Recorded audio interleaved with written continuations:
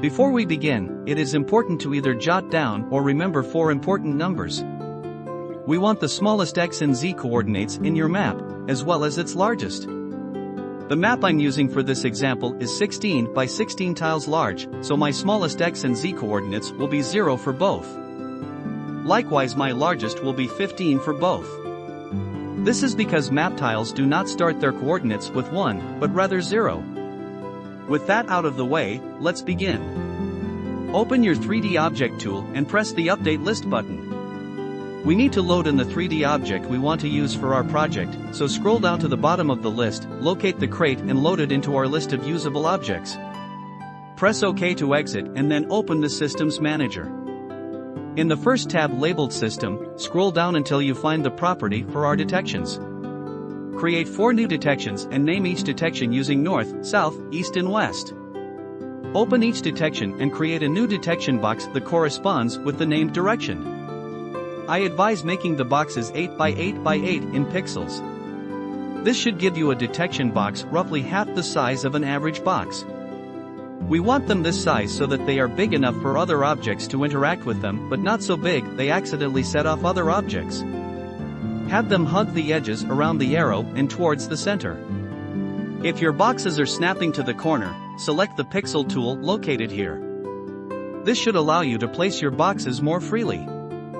Once you've updated all your detection boxes, while still in the Systems Manager, select the tab labeled Events/States and create 4 new options in your list of events. Use the same names you gave to your detection boxes for the sake of convenience. When done, press OK to exit the Systems Manager. With your object tool selected, create a new object in your map. Add 4 new properties in your object and label each using North, South, East and West, and set them all equal to 0. Now add a new ×0 event to your object and add 4 send event commands. Each command should use one of the new detections we made earlier.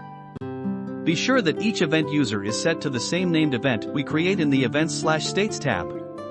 North should use North, South use South, and so on. Once all send events commands are set, add each of the new events we created into your object.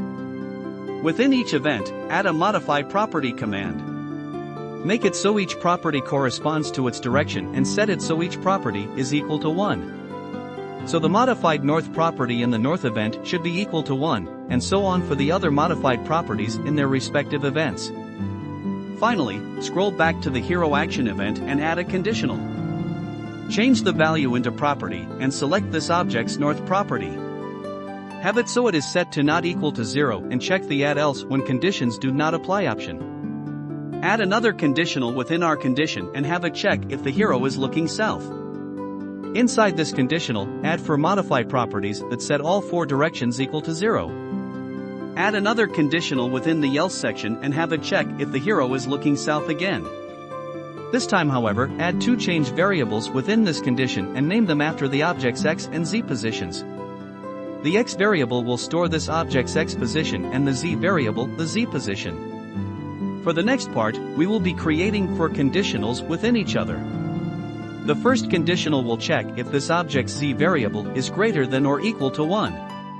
The second conditional within the first will check if that same variable is lesser than or equal to 14. The third conditional within the second will check if this object's x variable is greater than or equal to 0, while the fourth conditional will check if it's lesser than or equal to 15. The reason we use 2 different sets of numbers is due to how we want our object to function. If we had used both 1 and 14 as our max x variables, we wouldn't have been able to move our object up or down once it had reached those coordinates. The same will be true for when we do the left and right move options. Within the last variable we just made, add a move object command and set it to move this object 1 square to the south. Scroll back up and copy the 4 modify property commands we made and paste them under the move object command we made. Now select the entire conditional, copy and paste it under itself.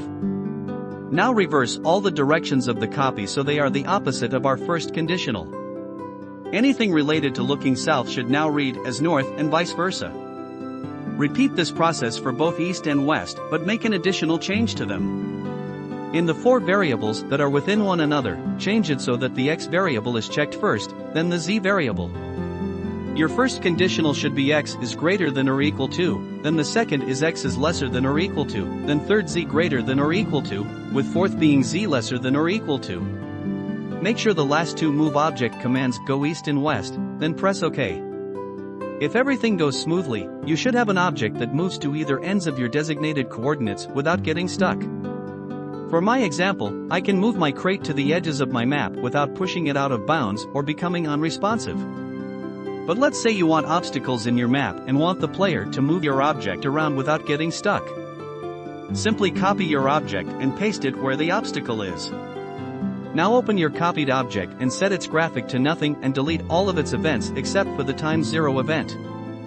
Now you can move your object into the obstacle without worrying of it getting stuck. Hopefully the information here will help you when creating puzzles or interactive elements for your games.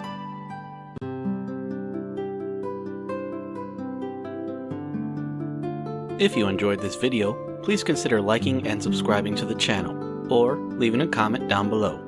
This has been Sid from Digital Container, and I hope to see you next time.